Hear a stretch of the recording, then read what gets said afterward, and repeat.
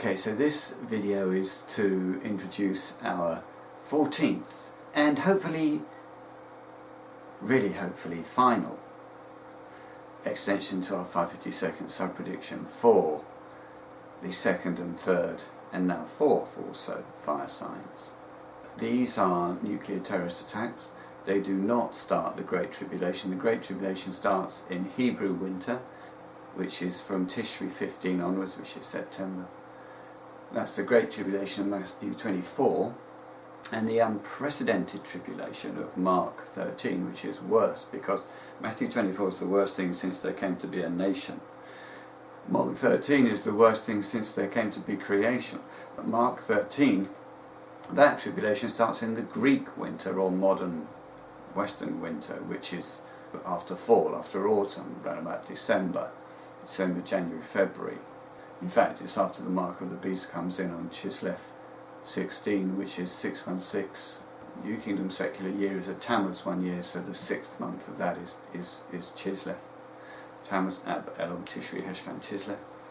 And the 16th day of that, 616 of Revelation 13, is Chislev 16, that's December 9-10.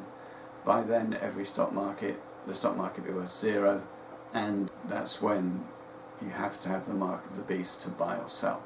The question is, if the Great Tribulation, which it is effectively a nuclear world war, World War III, how on earth could the unprecedented tribulation be worse? And the answer is nuclear winter, where you can't grow any food, and so there's just no food anywhere. Because you've got Hebrew winter, you've got Greek winter, and you've got nuclear winter, which is the end result of our daft, mutually assured destruction policy, where you have offensive weapons in the form of these long-range nuclear missiles which send multiple warheads at Mach 10 from outer space to the planet, which literally cannot be stopped. There's no defense against them. There's some defense against medium range, but not against long-range ICBMs. And each nuclear missile is a suicide bomb.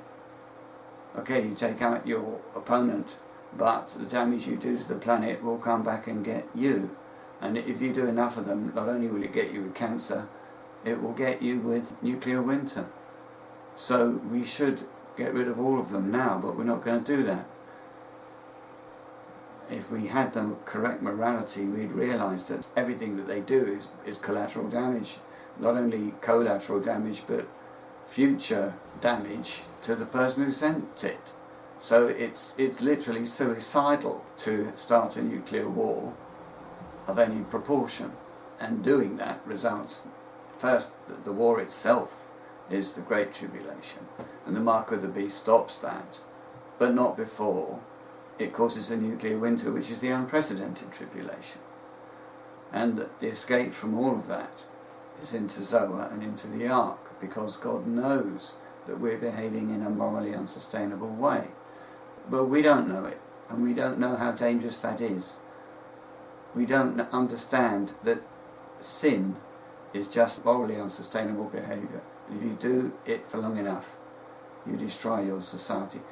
What God's commandments are is the minimum set of laws which prevent mankind from destroying himself. And we don't obey his laws, and so we will destroy ourselves. But he will rescue us from our own hard-headedness and short-sightedness, stupidity actually, and desire for power. It's really a kind of addiction, isn't it, to power, where we care more about getting power over our brother than we do about putting food on our own table. What kind of a stupid morality is that? But that's where we're going. I've been predicting these things for 11 years now in this contest, and well done if you're still watching these videos. And many people might think, well, you've been wasting your time making so many predictions, but I don't think I've made enough. I haven't made the right point. People don't get it. If we got it, we would destroy the real terrorists on this planet are not ISIS. It's people who have made and are prepared to fire nuclear bombs, because an ISIS suicide bomber might kill 100 people, but a nuclear missile launched suicide bomber, and they're all suicide bombs, will kill millions. That's the real threat to our security. There is no security whilst we have these ICBMs which cannot be stopped, which send 10 nuclear warheads down towards a country at Mark 10. You can't stop that, and the result is genocide. That's why the scripture says, unless those days were cut short, no flesh would be saved. But the days are cut short, actually. And one theory we have on that, Frank came up with this, is that they are possibly cut short into the Satan is only permitted to fire them on Pentecostal days. So here is the new prediction anyway. We believe that the second and third fire signs occur at the 25th Barlean Pentecost of Laodicea, which is 1250 days, 2550s after Laodicea fell as a true church. They fell on 2013 Shabbat 1, so 1250 days after that is 2017 Tammuz 21, which is July 1718 coming. Monday, July 17th, Tuesday, July 18th is when we predict the second and third fire signs, which are attacks on Britain and America, which is the stone hitting the 2 feet of the giant image of man of Daniel 2. And the fourth fire sign is Ab 5, 2017, which is the last 1NC Pentecost for Adam of this year. For Adam in its entirety, because Adam's finished next year. It's the late second 1NC Pentecost, Ab 5, because the second 1NC Pentecost is Tammuz 5, counting from ER 16, so the late version is Ab 5. But it's also the Zohar Pentecost, counting from Sivan 16. This year, it isn't always. It was in 2010, it was in 2013, and it is this year. And it's the end of the Kingdom 1NC alienation times malediction. So that's when Peter comes to see us at the fourth fire sign, and that actually ends the Jericho campaign. And Ab 5, that is July 31st, August 1. It's not a Sabbath again, it's 3 days after a Sabbath. It'll be Monday, July 31st, and Tuesday, August the 1st. It's 14 days after the second and third fire sign. Alright, but we're going to start with the 2 spies, and let me read Joshua chapter 2, verse 1. It says, Then Joshua the son of Nun sent 2 men out secretly from Shittim as spies, saying, Go take a look at the land and Jericho. Now, I must apologise, the previous talk got this wrong. Joshua the son of Nun is a double designation. There is a noun count on every single scriptural account, which determines what nouns, all the symbolism in Bible accounts resides in the nouns. Verbs are invariant symbolically, but nouns take different meanings in the greater meaning of an account. And it's the count of the nouns which act as nouns, which determines whether they're literal or they're taken metaphorically, or how many indeed metaphorical meanings they have. And Joshua the son of Nun is a coded prophetic form, which means that there are 2 greater meanings to the account. Because you can read this as, Then Joshua sent out secretly from Shittim 2 men as spies, or you can read it, Then the son of Nun sent 2 men out secretly from Shittim as spies. You can read it either way, and that is Bible code for there being 2 greater meanings. And that means there are 3 threads to the account, the literal and the 2 greater meanings, making 1 plus 2 equals 3 total threads. And yet 3 of days appears twice in the account, and day is a noun, and 3 of days is still a noun used as a noun. It's the quantity of days which is a noun, even though it's a genitive, but it's not, that doesn't turn noun into an adjective because it's a quantitative genitive. But since there are 2 versions of the noun and there are 3 threads, 2 doesn't go into 3, therefore the day is taken literally. So the 3 days are 3 literal days in the greater meaning. So what happens is there's a fire sign on Tammuz 21. And then Rahab lets these spies out through the window in the wall, still standing, the wall of Laodicea, on a rope. Don't know what the rope stands for. And then they go and hide in the mountain for 3 literal days, from Tammuz 1 to 24. And then they leave and cross over and come to see Joshua on Tammuz 24, the 24th day, the 1st month of the Tammuz 1 new secular year. we go for Tammuz 1 year, not because there's a Passover this month. The Passover is late. The Watchtower Passover is Ab 14, it's next month. We go for Tammuz 1 year because the Laodicean Gentile times, which was the final Gentile times malediction, ended on ER 16 when Third Holy Spirit was crowned and appointed over the kingdom as Caesar over the sons of the ICC, secular king, and they're installed Tammuz 5, the Pentecost after that coronation Pentecost, which was the second 1NC Pentecost. And on that day, that installation, they're the new secular ruler, hence a new secular year for God's people, Tammuz 1. They must actually be the ruler over Abraham, because the secular year applies, I think, to Abraham. Not quite sure. Certainly they're the ruler over the sons of the ICC, which is Isaac, God's true church, people with the water baptism into the ICC. So there's the two spies. We expect them 3 days after the fire sign. So the fire sign is Monday, Tuesday, so they should come Thursday, Friday to come and see us. And that's also referred to in Daniel 10, which we'll look at later, because the vision was seen on the 24th of the first month of the third year of Cyrus, which is Tammuz 24 in the Greater Meaning. And the vision is seen by Daniel, who stands for the 1NC reserves in the Watchtower, who will attend the first Watchtower Passover, and stands for the two spies, who are the only 2NC saints to retain their angels in Laodicea. So we now again look forward to seeing them after 2 fire signs rather than 3. That's the two spies. Right, so this talk now takes a similar form to the previous talk, other than we've updated it. So firstly, in the previous talk, Solomon sends the people home in 2 Chronicles 7 after celebrating booths on the 23rd day of the 7th month, and it says all of Israel celebrated it with him, which is all of Jacob in the literal meaning, and all of the sons of the Jacobean angelic covenant, all the saints in the greater meaning, spiritual Israel. So we get all the saints by the third Watchtower Passover on Tishri 14, and Solomon sends them home on Tishri 23 after the Solemn Assembly, which is the 2NC Assembly on Tishri 22. So that is a proof that the end of the Watchtower Passovers occurs in Tishri. That proof hasn't changed from the previous talk. Then we have the symmetry of the contest about double light.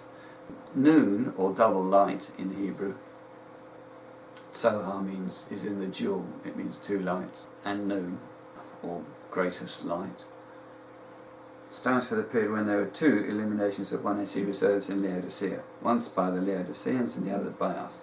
Now we were appointed to feed the Laodiceans, 2009 Heshvan 2, and we were installed at the 2NC, late 2NC Pentecost, 2009 Heshvan 21.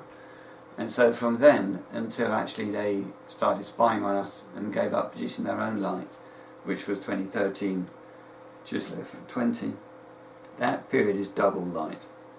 If you start the contest, bilateral contest, when I sent the revised Sign of Jonah letter on 2006 Sivan 1, which had the Sivan 12 prediction, if you start it then, it's 3 years, 6 months, 20 days from Sivan 1, 2006 to 2009 Chislev 21. And then you count another 3 years, 6 months, 20 days from 2013 Chislev 20, the end of the double light period, and you get to 2017 Tammuz 10.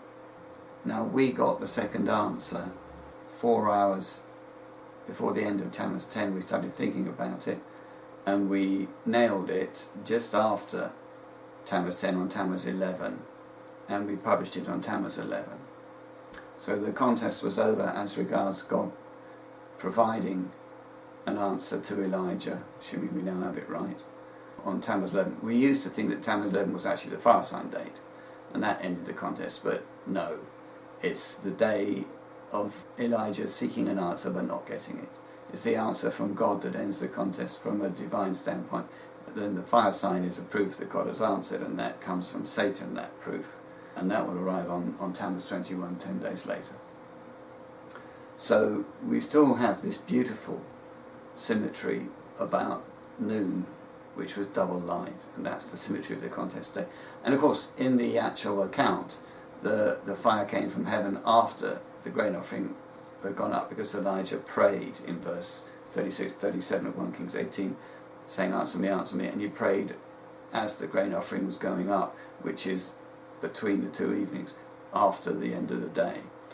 And likewise, we get the fire sign after Thames 11, but we get the answer at the end of the contest day. That defines the end of the contest, and we think we've finally got that right, because there's perfect symmetry, 3 years, 6 months, 20 days, either side of double light. And again, now that we have the first washed up Passover on Ab 14, it means that Passover entrance is Ab 10, and that's when we start baptizing people. Peter turns up on Ab 5 at the fourth fire sign, the end of the Kingdom 1NC alienation times from 2010 Ab 5, and he says, take the sandal from off your foot. Well, foot is 5, sandal on top of it is 6, take it off, you're left with 5. So you start baptizing 5 days after Peter turns up, which is Ab 10. And we start baptizing the 1NC reserves into Zoa, burning the temple of the watchtower on that day. And that's temple burning day, Ab 10. That's when Solomon's temple was burnt, 586 Ab 10. It's when Zerubbabel's temple was burnt, 70 Ab 10 by Titus. So that's a beautiful fulfillment, and it had to be fulfilled like that. I mean, there's been so many fulfillments of Ab 10 temple burnings, the watchtower would have to suffer the same fate. As we said in the previous talk, the two Baalian fire signs are the second and the third, because they resolve the contest with the prophets of Baal. And it wasn't just the prophets of Jehovah that were enumerated in 50s in 1 Kings 18. The prophets of Baal were enumerated in 50s, 450 of them, and so were the prophets of Asherah. Incidentally, in the watchtower you have 3 types of prophets. You have prophets of Asherah, prophets of Baal, and prophets of Jehovah. The prophets of Jehovah are in Laodicea. The prophets of Baal attend the contest and are interested in prophecy, but they're limping on 2 different opinions. They cannot decide whether God has somebody who is an Elijah who can interpret his book or not. They don't know. They think he might. They think maybe God will win the contest, maybe Satan will win the contest. Maybe Satan will succeed in stopping mankind from decoding God's book, they think. Or maybe God will succeed in finding somebody who can decode his book, they think. They cannot decide which is true. But at least they're at the contest. At least they're entertaining the possibility that God might be able to do it. Whereas the prophets of Asherah, one's eating at the table of Jezebel, as are the prophets of Baal actually, they don't even turn up at the contest. They're all no-shows. They can't even consider, as far as they're concerned, there's only one God, the watchtower, and that's it. And God will only speak through them. They're completely brainwashed. They don't consider the possibility that the watchtower might have made a mistake and have been rejected by God. It's inconceivable to them, just as it is to many Catholics that their church was rejected around about 92 to 98 AD, over 1900 years ago. These people cannot believe that the watchtower could ever be rejected. And there's 400 of them, whereas 450 prophets of Baal. And we think they run those 400 prophets. I mean, they stand for 400 no-shows, 400 mistakes that we've made, 400 main prediction mistakes. But they also, because they're a day for a prophet, they would also stand for 400 days, which we think are the first 400 days. Well, we think they start at the beginning of the... Let me get this right. If you run them from the beginning of the acceptable year, which is Tammuz 1, you end up on Ab 10, 2018, which is end of Zoa entrance for the sons of the FRC. So what the watchtower succeeds in doing with these brainwashed idolaters of the governing body, who themselves are blind, is it stops them getting into the FRC. But what they don't know is that God's mercy and Jesus' sacrifice is so big that he's created another covenant after the FRC. Even these idolaters, the sons of Asherah, the prophets of Asherah, those who aren't even interested in this contest, they will get a final chance to be saved into the Omega covenant, because Jesus said, I'm the Alpha and the Omega. And he made the first covenant, the angelic ransom covenant to ransom Adam, which began the world of the ARC, which ended 2008, December 14. And he made the last covenant, the Omega covenant, 24 letters later, 24 covenants later. And that saves, in fact, it's how he saved the guy on the cross, because to be saved into the FRC, that sealing takes 50 days of the number of cubits of the inner gate of Ezekiel's temple in Ezekiel 47, which is the kingdom temple. And he didn't have 50 days on the cross, Jesus, nor did the robber who had faith. So he needed a quicker salvation method to be able to seal him and be able to therefore say to him, truly, I tell you today, you will be with me in paradise. And that covenant was the Omega covenant, and he gave his body, his human body, for that covenant actually. He could have given it for Abraham, but instead we think Jesse's body went to Abraham. Jesse was not Adamic. And Jesus goes to the OMC. So that these people who are saved and sealed after Ab 10, after FRC sealing ends, these people will have Jesus' body in the kingdom. And I don't really know what to call it. We came up with Christaic. We couldn't say Christian body because we've all kind of got Christian bodies. So we called it a Christaic body, but I think there must be a better name than that. But anyway, that's the Omega covenant. So the second and third fire signs which resolve the contest of Balian Pentecost. The 25th Balian Pentecost is the 25th Pentecost after the fall of Laodicea, when the Laodiceans, who were prophets of Jehovah, all became prophets of Baal. They didn't become prophets of Asherah because they are interested, Laodiceans, in the contest, because Rahab's house was on the wall of Jericho looking out at what the contest was doing. But they had ceased to be prophets of Jehovah when they became a false church. And that's when we count the Balian Pentecost from 2013, Shabbat 1, after 40 days of spying from 2013, Chislev 21, which is the late 20th Pentecost, which is the second day of the first ripe fruits of the grapes of Numbers 14. Alright, now we get on to the very simple proof that we must be there. Now, the previous talk I said that there's 10 toes on the image of the giant man of Daniel 2, which is Adam, and the stone hits the feet prior to the 10 toes, and therefore the stone must hit, and the stone is the second and third fire sign, it must hit 10 months before Adam dies. And I thought, well, the minimum that could be is 9 months, 1 day. And since Adam is passed over on Nisan 14, 2018, I took that to be Tammuz 13. However, even though Adam is passed over on 2018, Nisan 14, and Passover executed, all those in Adam who are in the Passover house do not die on that day. They carry on till the end of Adamic cakes on Nisan 21, 2018, which is the last day of the 195 days, extra days of 1AC entrance, when it's possible to leave Adam and go into Abraham.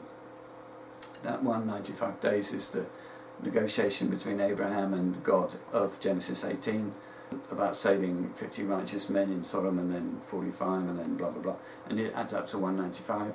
You can also deduce it from the 1.1 million men days of 1 Chronicles 21 and 2 Samuel 24, which all of it bar 195 is taken up by the Abrahamic covenant from 1943 BC Nisan 14 to 2008 Nisan 21, the last day of 1AC entrance prior to the kingdom of God. So there's this extra 195 days of 1AC entrance, which is escape from Adam into Abraham, and that ends at the end of final Adamic cakes, the last day of escape from Adam into Abraham. So in other words, 9 months and 1 day, you could at most push it to Tammuz 20, and it would then end on Tammuz 20, 2017, and it would end on Nisan 21, 2018. But you don't have to do that, because 10 toes could just be parts of months. In other words, it could be a part of Tammuz, Ab, Elul, Tishri, Heshvan, Chislev, Teves, Shabbat, Adar, Nisan.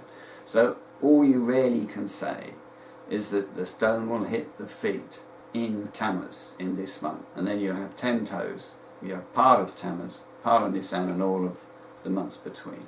That's still 10 toes. Now the last and only remaining Pentecostal date in Tammuz is Tammuz 21, which is the 25th Balian Pentecost. There are no other Pentecostal dates. So long as we've got 2018 correct for the end of Adam, which I'm sure we do, because it's 11 prophetic times after the beginning of the Abrahamic covenant, which was 1943 in Islam 14, when Abraham crossed the Euphrates, a date known to the Watchtower and a date that we've accepted for 25 years. As long as that date's right, then 10 months before it is Tammuz, and we will have a fast sign on Tammuz 21. In fact, 8 whole toes and 2 parts of toes before the end of Adam on Nisan 21, 2018. Okay, so that gives us some confidence. Now, then we moved to Jericho, and we thought that the Jericho campaign began 2010, Tammuz 5 or 7 when we were appointed, but we can't have been appointed then. It must have been Ab 5, the last possible, actually the late second 1NC Pentecost in 2010, and also the Zoa Pentecost. That's when we were installed over the 1NC reserves to rule as sacred king over the 1NC reserves in Laodicea, and therefore we had authority to attack Jericho from God. And it was also the beginning of the Kingdom 1NC alienation times for the very same reason. That's when the Holy Spirit would have been their sacred king were it not for the malediction. Now, in Jericho there are 7 priests with 7 trumpets. In Revelation there's 7 angels with 7 trumpets. And 7 angels with 7 bowls. And whenever you have 7 guys with 7 things, it stands for 7 times dead. Don't really know why, but that's what we found. So the whole contest of Jericho against Laodicea is a 7 times deal, 7 years, lasting to 2017 Ab 5. And that whole 7 times period is in fact the Kingdom 1NC alienation times malediction, ending on Ab 5, the 4th fire sign, beginning with our appointment. So the whole of Jericho is over by Ab 5, the 4th fire sign. Now we saw the date of the 4th fire sign on Tammuz 7, because Tammuz 7 was the last possible 1NC Pentecost other than Ab 5. And when, actually before Tammuz 7 ended, we thought, no, this isn't going to happen. It's going to be Ab 5, and we saw some reasons for it. And we saw that the Watchtower, first Watchtower Passover, will be Ab 14. We saw that on Tammuz 7. Now Tammuz 7 is the 7th Rosh Hashanah, new Rosh Hashanah trumpet of Jericho, where the priests had 7 trumpets. So that's when we stopped going round in circles, when we finally got the date of the end of the Jericho campaign as Ab 5, and we got the correct date for the first Watchtower Passover, Tammuz 7. And Tammuz 7 is the 7th day of the new Rosh Hashanah, whereas Tishri 7 is the 7th day of the old Rosh Hashanah, and both are antitypes of 1026 Tishri 7, when Solomon's temple was accepted. Having been accepted in terms of the 11 prophetic times of Abraham, running from 1943 Nisan 14 to 2018 Nisan 14, we got that on Tishri 7 2016, the antitype of Tishri 7 1026, when Solomon's temple was accepted by fire and cloud. We should also expect to get something on the new Rosh Hashanah, the 7th day of that, rather than the 7th day of the old year. So rather than Tishri 7 2016, we should expect to get something on Tammuz 7 2017, which is the 7th day of the new secular year. And indeed we did. We got the 4th fire sign date, which came with our 13th extension, the subject of the previous video.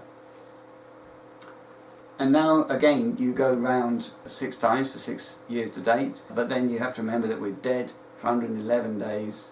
Well, there's a gap of 111 days when we're dead in Zoa between us dying to Adam on 2012 Sivan 14 and us being reinstalled as non-Adamic priests on Tishri 5. So you stick that 111 day period, and that extends your second Jericho year by 111 days, so that rather than ending on 2012 Ab 5, it ends on 2012 Heshvan 27, 112 days later with a 111 day gap. That means that the 7th year of Jericho, the 7th campaign year to date, runs from 2016 Heshvan 28 to 2017 Heshvan 27, which means that the 7th month ran from 2017 ER 28 to 2017 Sivan 27, and which means that the 8th month, which is the Jubilee release month, because you have 7 months in the Sabbath year, which is 7 Sabbaths, and then you have the 8th month, which is the Jubilee month in the pattern, that would run from Sivan 28, 2017 to Tammuz 27, and the 10th day of that will be Tammuz 7. And that indeed is the Jubilee release day, because Jubilee release day is the 10th day of the month, 10th day of the Jubilee month. And that is when we got the fourth fire sign date, which was the date of the end of the 7-year Jericho contest. So we got that on the right day. So that's Jericho. Now, Nebuzaradan, he arrived to burn the temple in Jerusalem according to 2 Kings 25. He arrived on the 7th day of Ab to A, burn the temple, and B, pull the walls down. Whereas you read in Jeremiah 52 that he burnt the temple on the 10th day of Ab. So that means he pulled the walls down on the 7th day of Ab. So the wall of Jericho comes down, which is the watchtower actually in this case. Jericho actually stands for Laodicea, and its wall comes down on Ab 2. We know that because the concubine falls with her hands upon the threshold. It's wonderful. Judges 19. The threshold of the house of the man. Couldn't be more ambiguous. There weren't any women owning houses in Israel in those days. It was only men. So every house was of a man. But it's deliberately ambiguous because she falls with her hands on the threshold. Hands upon threshold. 11 times. 10, 11. Or maybe because she falls and her hands on the threshold is 12. I don't know. 11 or 12. But it runs from Thames 21 to Ab 2. And then she falls again with her hands on the threshold of Zoa, not Laodicea, for another 11, 12 days from Ab 2 to Ab 13, when the doors are opened and she's seen having fallen. We know the doors are opened on Ab 13 after we have all the 1NCs in between Ab 10 and Ab 12. So we know that she changes her falling location from Laodicea to us on Ab 2. So the wall of Laodicea falls down Ab 2, but the wall of the watchtower falls down Ab 7. And that's the 7th late Rosh Hashanah trumpet. Rather weird concept, but a late Rosh Hashanah, you know, either the year has started or it hasn't, but you can have a late festival. If you forget to celebrate the fact that the year started on Tammuz 1, you can celebrate it on Ab 1. That's festival law. So just as there's the 7th day of regular Rosh Hashanah on Tammuz 7, there's the 7th day of a late Rosh Hashanah on Ab 7, and that is when the wall of the watchtower falls down. Right, now we come to my most favourite and yet least favourite. When Jesus said, "Do you remember how many baskets of fragments you took up in the case of the feeding of the 5,000? And they said 12. He said, "And how many did you take up in the case of the feeding of the 4,000? They said 7. Do you not yet see the point?" And I thought, you know what? I do not see the point.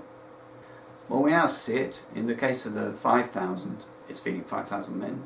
And the 5 loaves are the 5 presents of the watchtower in one fulfillment of Mark 6.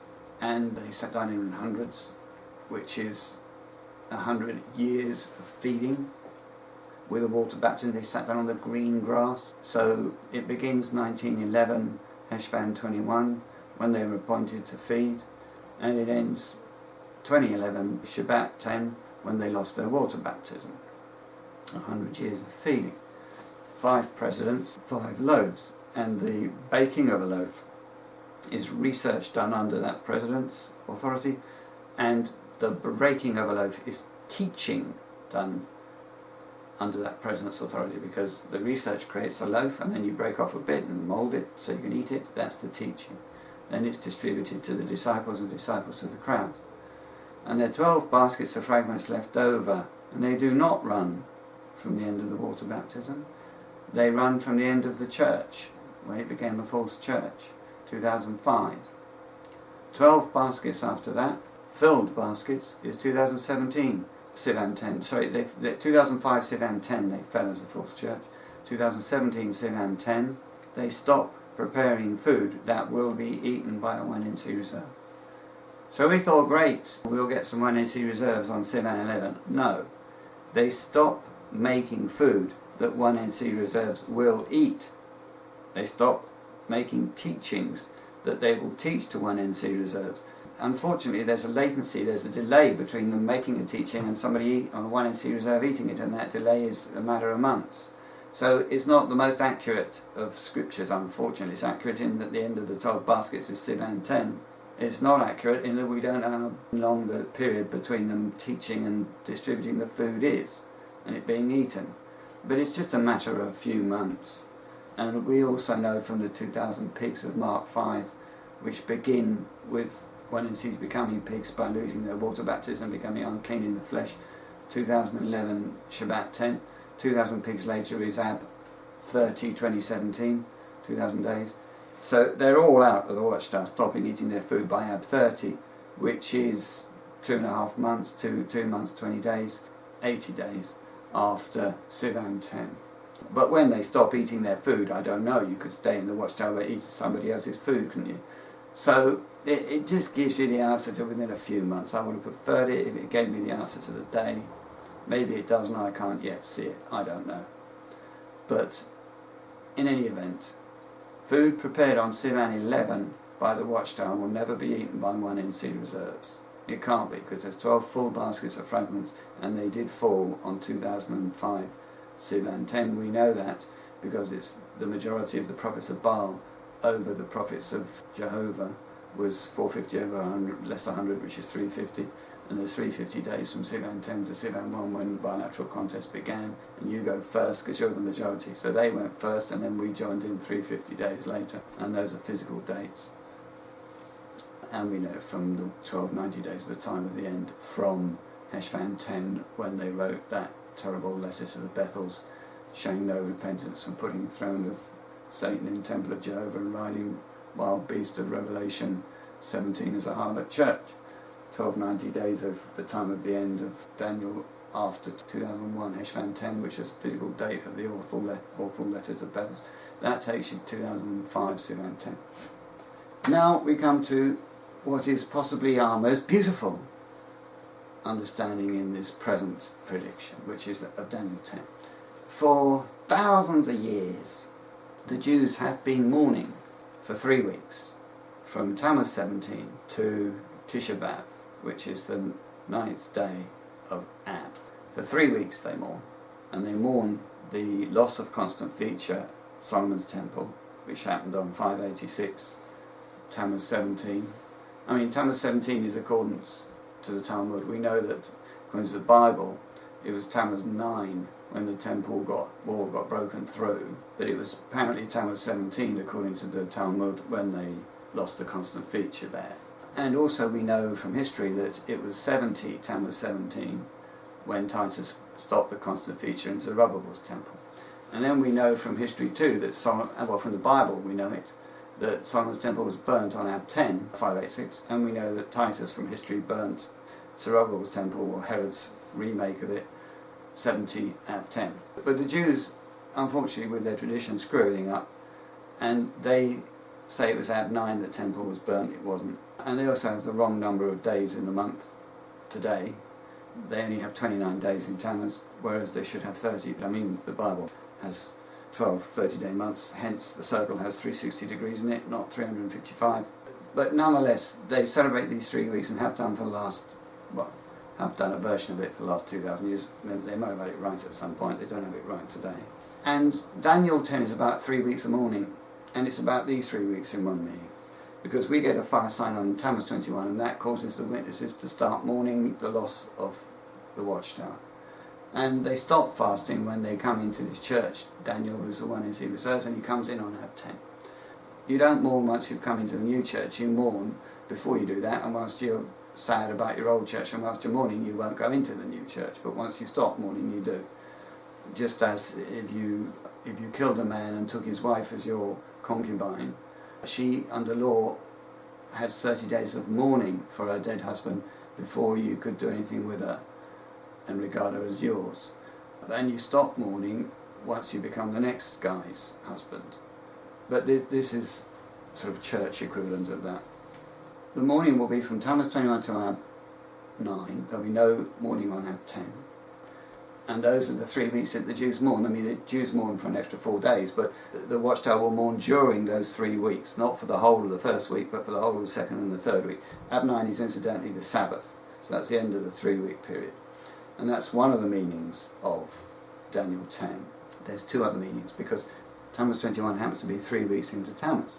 So let's have a look at what the scripture says. In the 3rd year of Cyrus, the king of Persia, there was a matter revealed to Daniel whose name was called Belteshazzar, which means Prince of Baal, because Daniel is acting as a prophet of Baal at the moment, and yet he's a prince. The one in sea reserves are about to become kings. And the word saying matter was true, and the warfare or conflict was great, and he understood the matter, and he had understanding in the thing seen. That's the fire signs. The war conflict is the great result of the fire signs. And he's going to understand what it means, that it's indeed a sign. In those days, it says, I myself, Daniel, had been, perfect tense, mourning 3 days, 3 sevens. Now what days? Is it the days of the 3rd year of Cyrus? Well, if it is, he mourns for 3 days, and then pow, fire sign. Tammuz 1 to Tammuz 21, fire sign on Tammuz 21. That is one possible meaning, and it is indeed one meaning. But it also could mean, I had been mourning for 3 weeks after the fire sign. And that's the 3 weeks that the Jews mourn. And then it could mean something else, because he has a vision on the 24th day of the month. It could be he mourns for 3 days after the vision. The vision is, in fact, him getting the understanding into what the fire signs mean. It takes him 3 days to work out what they mean. And on the 3rd day, he finally gets it. I'm not quite sure what happens to him on the 24th, but the spies seem to wake up, and he seems to wake up, and he gets this vision. It is possible that the Third Holy Spirit gives him this vision, although I don't see how, because they're alienated from acting as a priest to him.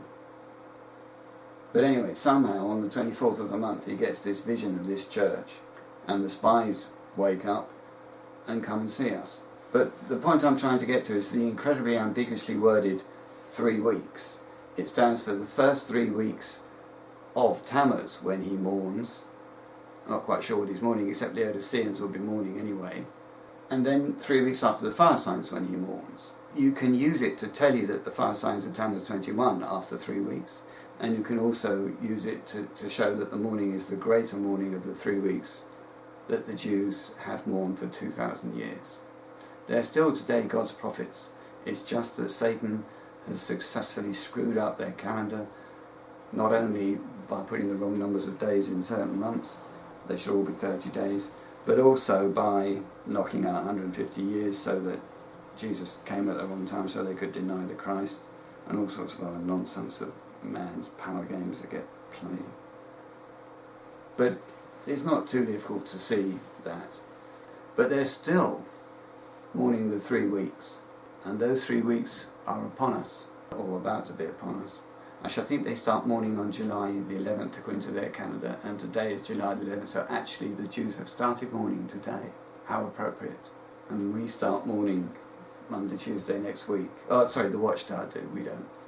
And that's the greater fulfillment of Daniel 10. So, it's extra beauty we haven't seen before. We have a better view. We have much better counts. Have a look at U271AQ HTML for the full story. And thanks very much for your attention. I hope you found it useful.